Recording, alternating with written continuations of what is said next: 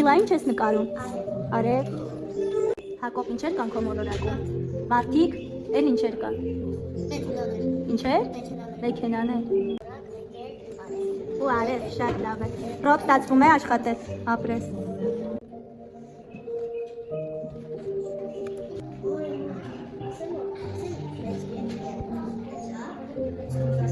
Մաքս, ինչ կա քո տիեզերքում։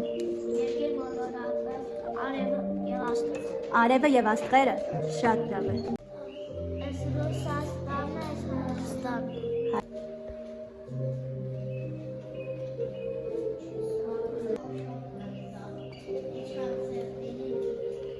Մանե, քո տիեզերքը ունի անվանում։